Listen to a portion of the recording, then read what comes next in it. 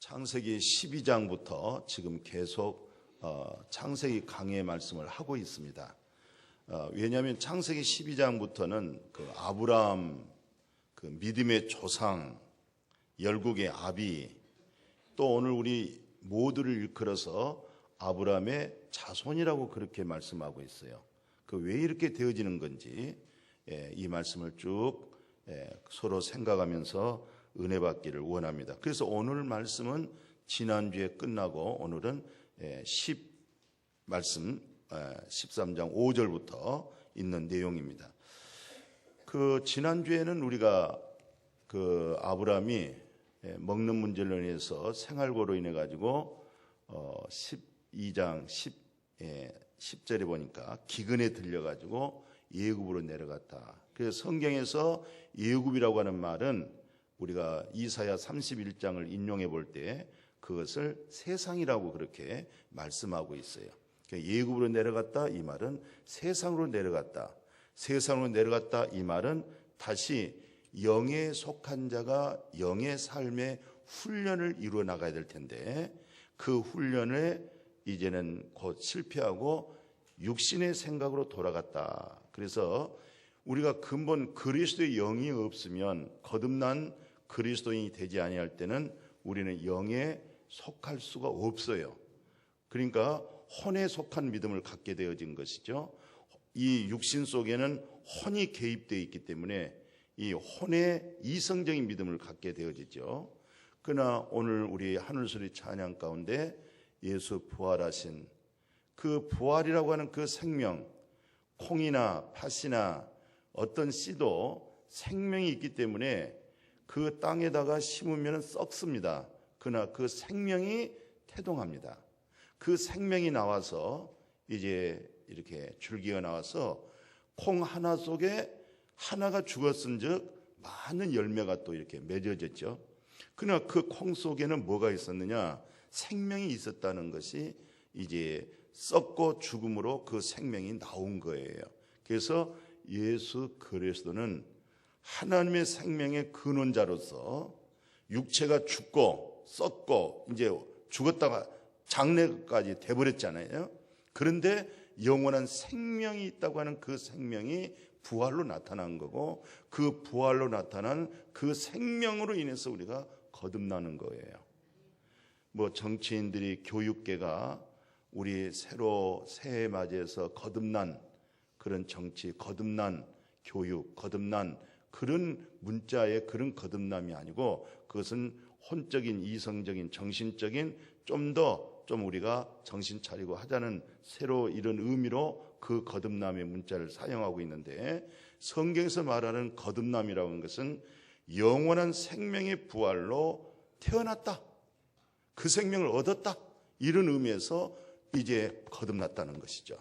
그래서 이 거듭난 그리스도인들의 삶이 이제는 점진적으로 영에 속한 그런 성품, 영에 속한 그런 신선함으로 선으로서 악을 이기고 그 선으로서 이 세상을 관리하고 다스려 나갈 수 있는 그것이 영에 속한 그리스도인이다.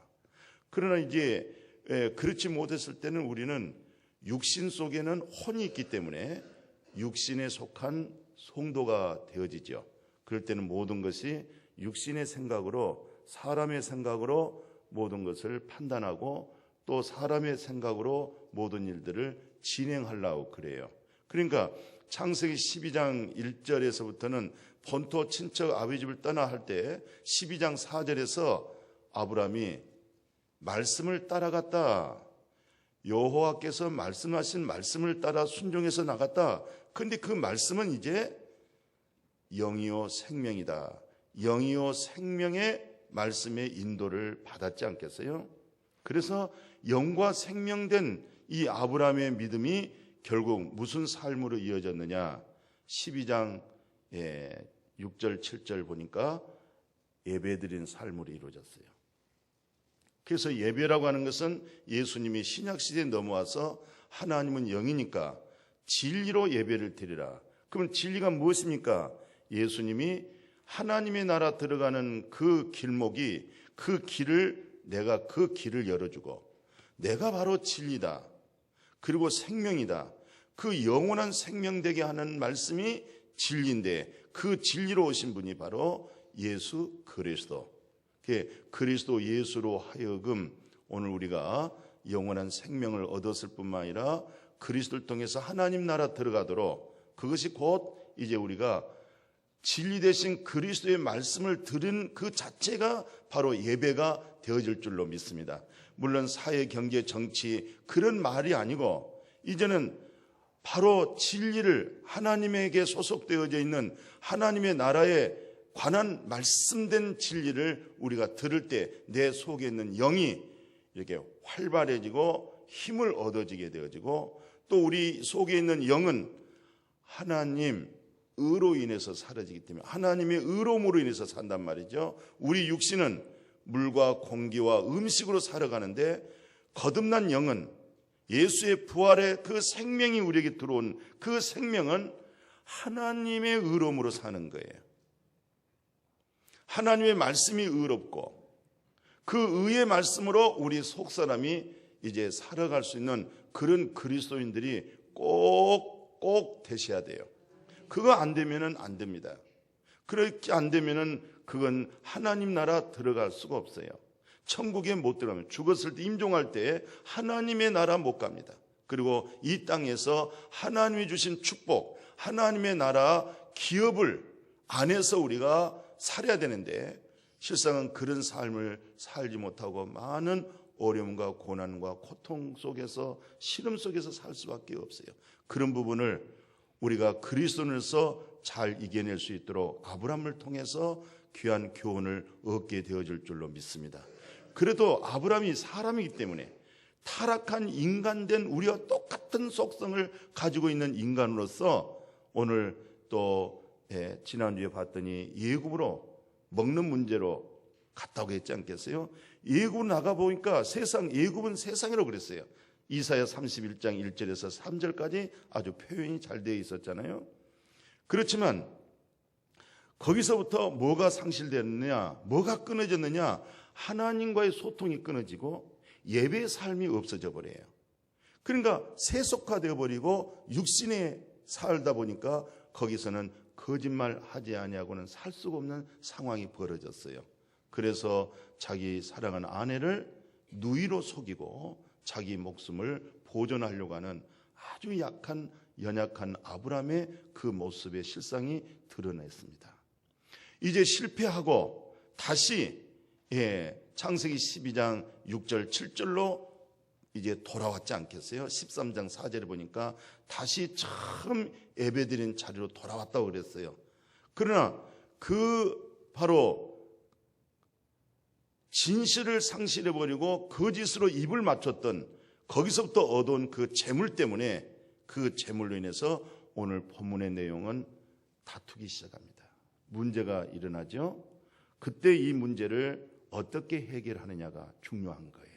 우리는 영적인 신앙생활을 하면서도 고비고비 우리에게는 어려운 시험이 옵니다. 그때 이것을 육신으로 푸느냐, 영으로 푸느냐, 육신으로 해결하느냐, 영으로 해결하느냐, 하나님의 음성을 듣고 이 문제를 하나님으로 하여금 응답받게 해결하느냐, 인간의 방법으로 해결하느냐에 따라서 엄청난 차이가 이제 그 삶의 생애 속에 굴곡이 이제 달라지는 것입니다.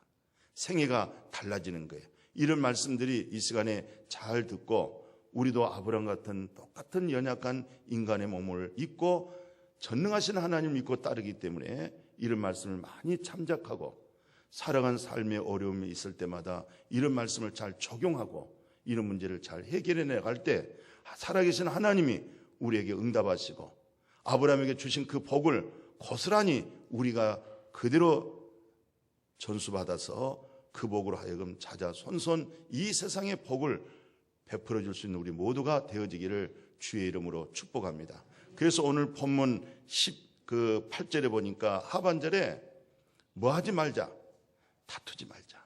같이 합시다. 다투지 말자. 이 명절 되면은 모처럼 형제들이 만나가지고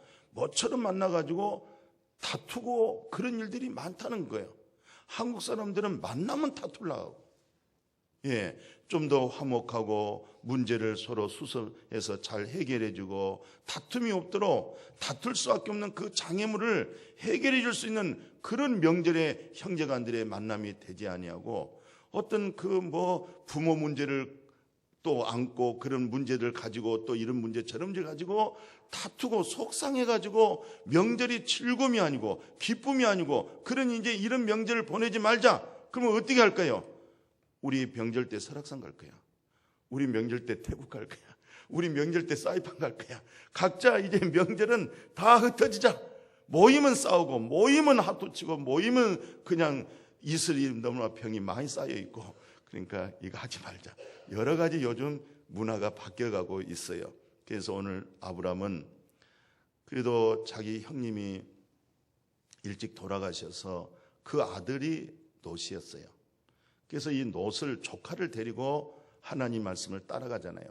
따라갔는데 오늘 본문에서는 애굽에 내려가서 참 하나님께 예배도 없어졌고 하나님과의 관계가 끊어진 상태에서 재물만 가지고 돌아가지고 이제 살다 보니까 이제 조카 롯하고 본인하고의 이 재산 때문에 분쟁이 일어나기 시작한 거예요. 다투기 시작한 거예요. 이 문제를 정말 이제는 아브라함이 그 이전에 엄청난 실패를 하고 돌아왔어요. 육신의 생각 속에서 정말 말할 수 없는 부끄러운 그런 남자로서의 입에 담기 어려울 정도로 실패하고 돌아온 아브라함은 이제는 이 문제를 어떻게 해결했느냐? 영적으로 해결합니다. 처음에는 육신으로 기근 문제 때문에 사람의 생각으로 애굽으로 돌아갔지만은 그것을 철저하게 정말 자기의 잘못을 깨닫고 그런데도 불구하고 살아계신 하나님께서 말씀으로 자기를 찾아내시고 불러내시고 명령해 주시고 자기는 말씀을 따라간 그 순종된 믿음을 하나님이 다시 실패한 아브라함에게 큰 은혜를 주셔서 다시 돌아오게 만들었잖아요. 회복해 주잖아요. 거기서 이제 오늘 아브라함은 이제 애들 싸움이 어른 싸움이라고는 말이 있어요. 롯도 한 가정을 이뤘고 아브라함도 한 가족의 종들이 많고 롯도 실상 그렇게 되어졌어요. 그런데 들녘에만 나가면 이 롯의 종들과 아브라함의 종들과의 아주 그냥 코피나게 싸우고 집에 들어오는 거예요. 그러니까 집안이 시끄럽고 행복하지를 못하고 이 집안에 분쟁이 일어났단 말이죠. 이 문제를 어떻게 해결할 것인가? 그래서 아브라함이 이 문제를 자기 어떤 욕심, 욕망, 내가 애굽에 내려가서 그런 수치스럽고 부끄러움을 통한 재물 가지고 들어왔을 때에 이것을 생각한다고 하면 정말 양보할 수 없을 거예요. 그렇지만 내가 양보함으로 나를 희생하고 내가 양보함으로 내가 손해를 보고 그러나 내가 그 가운데 내가 하나님의 뜻을 이루어야 되겠다. 그래서 그 뜻이 뭐냐? 다투지 말자. 이 말은 화평을 도모하자. 다투지 말자. 오늘 우리 성도님들은 명절을 맞이하여 모처럼 만난 형제들과 다투지 말고 또 우리의 삶 속에서도 일상생활에서도 절대 다투는 일은 금하기를 축복합니다. 그런데 왜 다투냐면은 솔로몬은 이런 얘기를 했어요. 솔로몬은 숯불 위에 숯을 더하는 것과 타는 불에 나무를 더하는 것 같이 다툼을 좋아하는 자는 늘 시비거리가 생긴대. 늘 시비가 상대방에서 시비가 나타나면은 그 시비 속에서 뭐가 나타나냐면 숯불 위에 숯을 넣고 타는 장작 위에 장작을 넣으면은 불이 활활 타듯이 항상 시비를 거는 사람들에게는 다툼만 일어날 뿐이라. 그러면서 이 사도 바울은 이 다툼을 뭐라고 얘기하냐면 고린도전서 3장 3절에서 이렇게 말씀해요. 너희가 아직도 육신에 속한 자다. 왜? 너희들이 열매를 보니까 영에 속한 그리스도인이 아니다. 너희들은 육에 속했기 때문에 너희 가운데 시기와 분쟁이 있으니 어찌 육신에 속한 사람에 따라 육신에 속한 사람 이방인들처럼 세상 사람처럼 그렇게 행함이 아니겠느냐. 그러니까 결코 무슨 말이겠어요? 시비와 시기와 다툼은 바로 어디서 나오느냐? 우리 육신에게서 나온다는 것이죠. 그러나 영에서는 화평이 이루어지는데 육신에게서는 많은 다툼과 분쟁이 일어난다는 거예요. 그래서 사도 바울은 고린도 교회 성도들을 향하여 너희들 속에 가만히 보니까 많은 분쟁이 있고 시기가 있고 다툼이 일어나는데 이것은 결코 하나님께 속한, 영에 속한 그리스도인이 아니다, 이렇게 말을 했어요. 그래서 한 걸음 더 나가 깊이 있게 말하기를, 너희 속에 착한 일을 시작하신 이가 그리스도인데 그 착한 일을 시작하신 그 그리스도가 너희 속에 있느냐 없느냐, 아주 단호하게, 이 그리스도의 영이 너희 속에 없으면 너희는 하나님께로부터 버림당해져 있는 사람이야. 이렇게까지 얘기해요. 하나님께로부터 버림당한 상태에서 너희들이 예배드리고 있다는 거예요. 왜? 그리스도의 영이 네 속에 있다고 하면, 착한 일을 하게 하신 그 그리스도의 영이 네 속에 있다고 하면은 시기와 분쟁과 다툼을 떠나야지, 벗어나야지. 왜?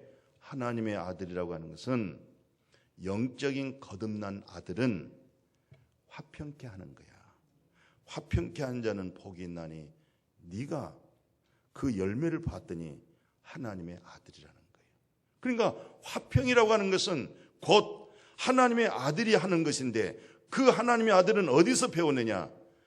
하나님이 우리와 화목하기 위해서, 하나님이 우리와 평화하기 위해서, 화평하기 위해서 하나님이 성육신 하시고 이 세상에 오셔서 우리의 죄를 우리에게 말씀하지 아니하시고 죄 없는 아들에게다가 정해 놓으시고 아들에게다 정하셔서 해결하시고, 그리고 하나님과 우리가 화목, 화평, 평화가 이루어진 줄로 믿습니다. 그래서 저는 어제 복음적인 설명을 이렇게 얘기했어요. 율법과 복음의 무슨 뜻이냐? 율법이, 이 복음이 율법을 폐하는 것이냐? 절대 폐한 것이 아니고, 왜냐하면 이 복음이라고 하는 것은 더 법을 더 온전케 하고 굳세게 하는 것이 바로 믿음이고, 그게 복음이라는 거예요. 무슨 뜻이냐면, 어느 나라 대통령이, 임금님이 죄 없는 나라를 만들고 싶어서 이제 대통령 입에서 무슨 법을 선포했냐면, 이런 죄를 범하게 되어지면 두 눈을 뺀다고 그랬어요. 눈을 빼버린다. 예. 눈을 뺀다고 하는 이 말이 법 조항에서 방을 다 붙여놓은 거예요. 그러니까 다 웅성웅성한 거예요. 아이고, 저런 죄를 범하면은 눈을 뺀다고 하는데, 말이 그렇지 어떻게 눈을 빼냐 이 말이에요. 이 눈 안구를 뺀다는 거예요. 근데 그런 범죄자로 하여금 소문이 났어요. 근데 9시 뉴스에 오늘 그 왕이, 임금님께서, 대통령께서 그 법 조항에 의하여 그 범죄자의 눈을 뺀다, 온 국민들이 텔레비 앞에 서 있는 거예요. 그런데 진짜로 이만한 체격을 가진 사람이 그 범죄자를 딱 끌고 오더니 이 긴 그 망치 하나 들고 끌을 가지고 와가지고 여기다 딱 대고 양쪽에 사람이 붙들고 그 법 조항을 선포하고는 그냥 망치로 딱 치니까 이 눈 속에 있는 큰 안구가 팍 빠져버렸어요. 그냥 피가 텔레비 화면에 그냥 확, 백성들이 막 차마 볼 수 없는 두 눈을 빼버리니까 이제는 법이 막 사니까 이제는 그 법을 지키는 그 법이 그냥 확 확산돼 가지고 백성들이 어딘가는 손해보더라도 죄는 안 져야지, 범죄를 안 해야지, 이런 상황에서 이제 죄 없는 나라로 지금 만들어가고 있는데, 그 임금님이 연세도 많은데 늦게 아들 하나 낳았어요. 그런데 아들이 범죄를 해버렸어요. 그러니까 사람들이 다 이제 임금님이 이제 왕의 자리에 내려오면 아들이 왕이 될 건데, 이건 정말 두 눈을 빼면 어떻게 국정을 운영하겠습니까? 안 됩니다 하고 전부 다 백성들도 다 원치 않아요. 그러나 그 죄는 구석구석 다 퍼졌어요. 소문이 다 났어요. 그래서 사람들이 다 한쪽에서는 빙정거리면서 뭐 왕이 대통령이 아무리 그랬다 할지라도 그 법을 어떻게 집행할 수 있겠느냐. 법을 아무리 법이 좋고 법을 살린다 할지라도 어떻게 아들 하나 있는 눈을 둘을 뺄 수 있겠느냐. 또 그렇게 빙정되고 또 어떤 쪽에서는 빼면 안 됩니다. 빼면 안 됩니다. 용서해 주세요. 긍휼히 여겨 주세요. 막 또 한쪽에서는 또 그렇고 뭐 이런데 어느 날짜를 딱 선포하더니 9시 딱 하더니 세상에 그 임금님이 아들을 딱 데리고 오더니 그 두 체국에다가 아들을 양쪽 붙잡게 하고 한 사람을 망치 들고 한쪽에 그 끈을 길게 그 있잖아요. 이게 끌이라고 그러죠. 그걸인가요? 눈에 딱 대고 여기 있는 임금님이 망치로 치라는 거예요. 그러니까 명령이니까 어떤 임금님의 법의 조항에 의해서 선포하더니 이 법에 이 아들이 어겼으니 그대로 차라 한데 그냥 뭐 덜덜덜 떨면서 딱 치는데 이 안구가 확 빠는 피가 그냥 백성들이 막 와 소리 지르고 너무너무 질급하는 거예요.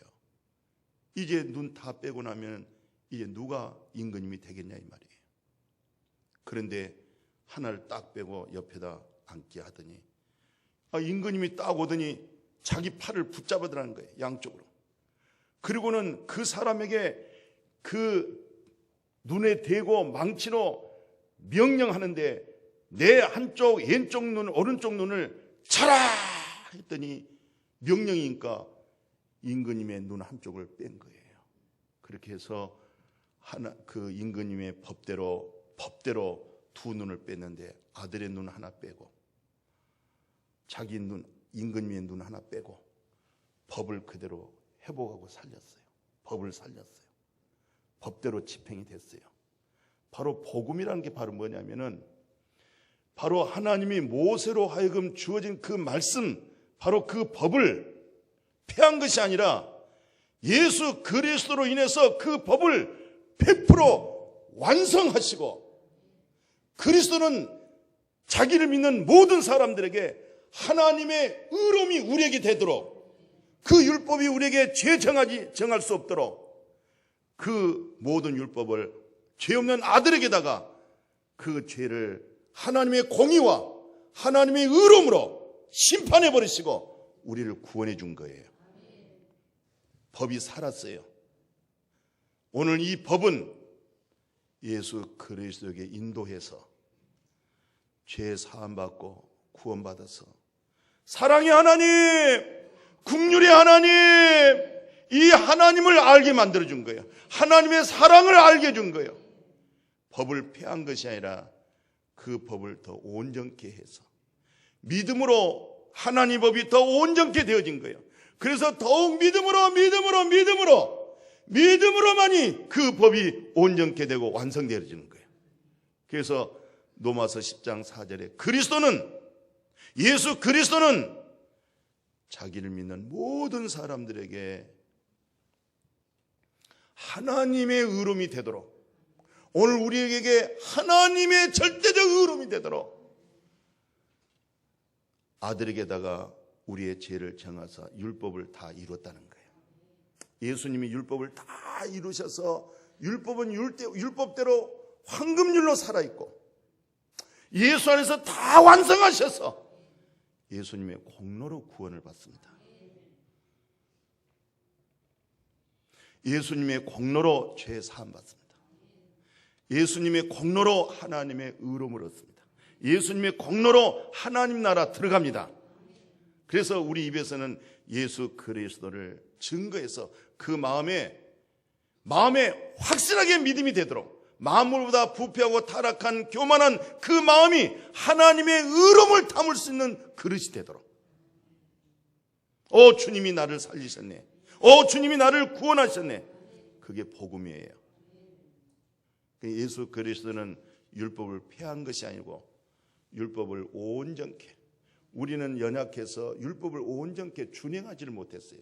그러나 예수님은 다 지키시고 그리고 흉악한 죄인 된 것은 우리가 율법에 따라 흉악한 죄인이었어요.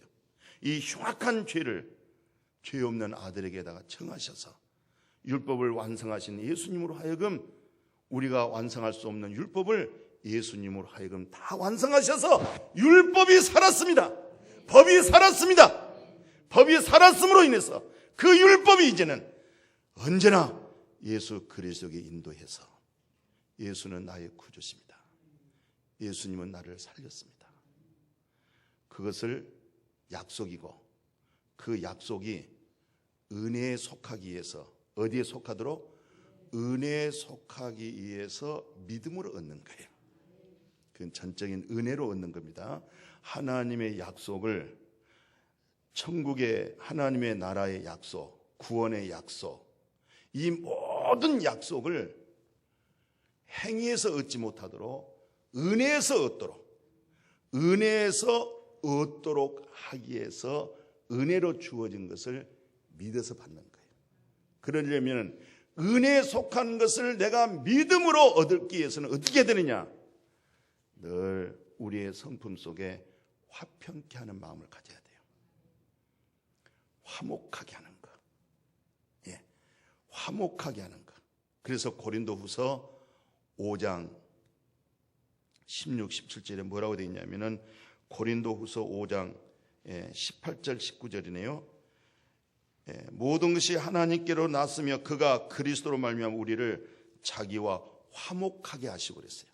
자기와 화목하게 하시고 또 우리에게 화목하게 하는 뭘 줬느냐? 직분을 줬다는 거예요. 그러니까 우리 성도님과 저에게 하나님께서 우리에게 직분을 줬어요. 직분을. 목사 직분, 장로 직분, 권사 직분. 예? 이 직분이 무슨 직분이냐면은 화목하게 하는 직분. 동네에서 통장, 동장, 또 국가에서 어떤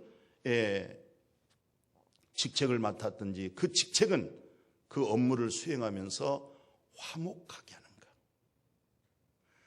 하나님과 먼저 화목하게 하는 것. 하나님과 화목해야, 하나님과 평화가 화목해야 그 화목으로 사랑과의 수평의 화목이 이루어집니다. 하나님과 화목 없는 하나님의 영이 그리스도의 이 화목하게 하시는 내 안에 계신 그 그리스도로 내가 화목하지 아니하면 사람들과 사람 관계를 화목하게 해줄 수가 없어요. 그래서 하나님은 우리와 화목하기 위해서 하나님이 성육신 하셔서 오셔서 화목하게 할 수 없는 죄를 아들에다가 정해서 치워버리시고 그리고 우리에게 화목하게 해주신 줄로 믿습니다. 그래서 우리가 하나님의 의가 되어진 줄로 믿습니다. 바로 오늘 아브라함이 이 부분을 선택한 거예요. 오늘 아브라함 봐보십시오. 오늘 본문에 보면서 말씀을 마감하겠습니다. 오늘 이 다투게 하지 말자 8절에 그러잖아요. 우리 다투지 말자 그래 놓고 9절에 보십시오. 네 앞에 온 땅이 있지 아니하냐. 나를 떠나가라. 네가 좌하면 나는 우하고 네가 우하면 나는 내가 좌하리라. 모든 선택권을 지금 세속화되어 버리고 물질로 완전히 예굽의 그 아름다움에 물들어서 왔거든요. 지금 이 조카 롯이 예굽에 나가서 살다 왔잖아요. 거기에 물들어 있는 염색되어 있는 이 롯이 결국은 끝까지 하나님의 영에 속한 그 믿음이 지금 이 롯에게는 없어가지고 어디로 나갑니까? 세상으로 나가는 거예요. 세상을 보니까 어디를 선택하냐면은 10절에 보니까 롯이 눈을 들어 요단 지역을 바라보는데 소알까지 온 땅에 넉넉했어요. 여호와께서 지금 소돔과 고모라를 멸하기 전입니다. 근데 마침 그 소돔과 고모라 그 전체 지역이 어떻게 보이냐면은 여호와의 동산 같고 반드시 그 밑에 보니까 예굽 땅과 같이 그렇게 좋아 보인 거예요. 근데 이 소돔과 고모라를 뭐라 하냐면 13절에 여기는 여호와 앞에 악하고 아주 죄인들이 득실거리고 살고 있었던 것이에요.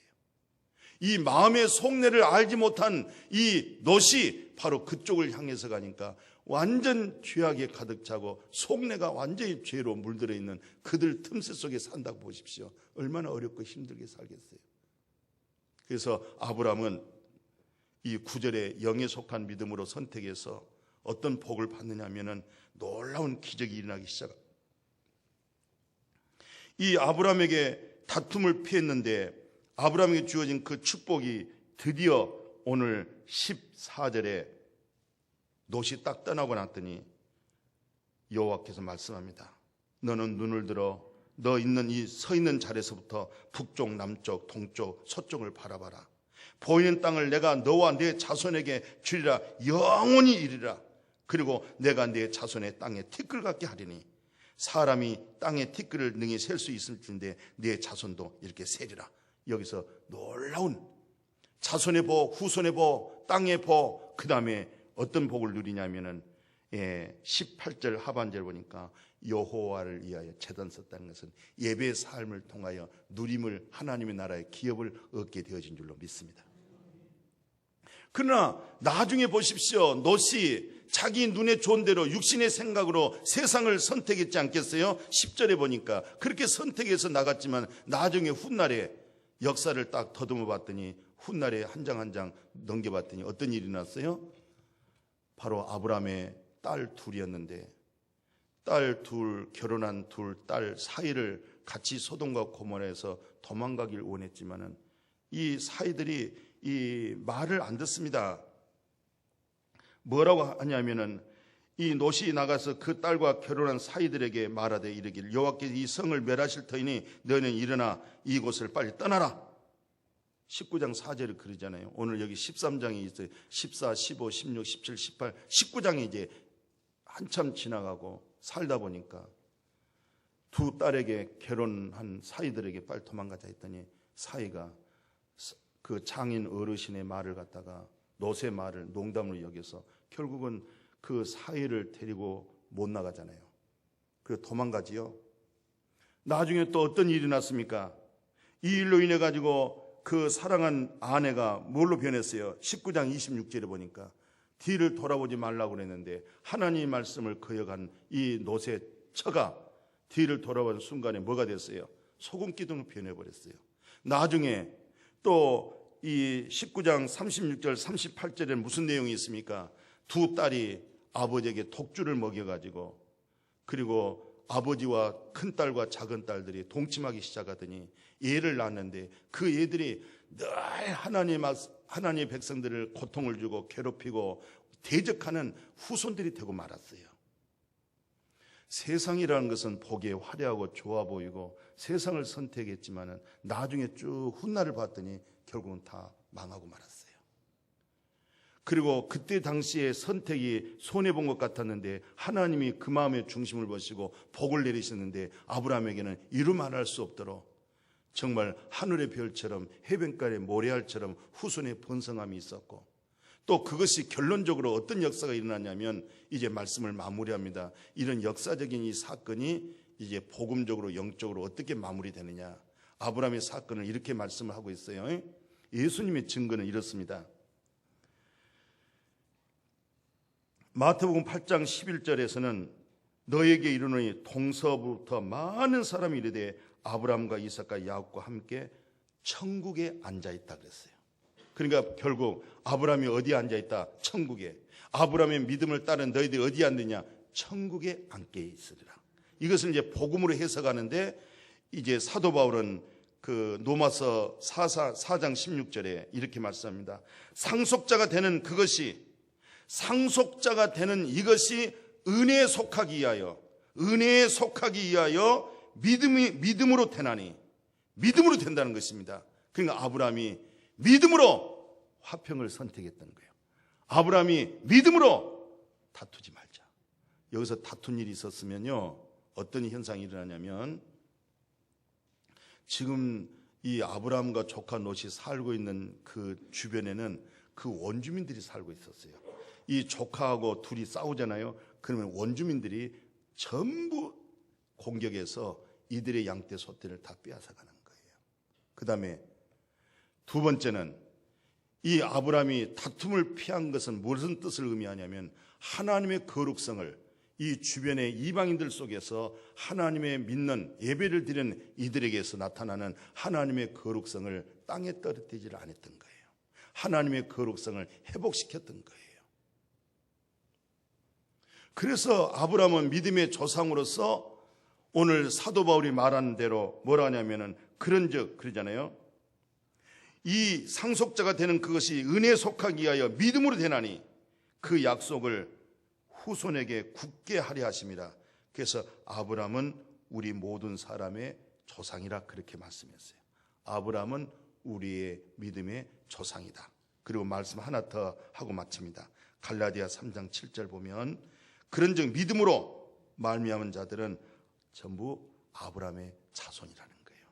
근데 아브라함의 자손이라고 말씀하시고 29절에서는 뭐라고 말씀하냐면 너희가 그리스도의 것이면 너희가 그리스도의 것이야?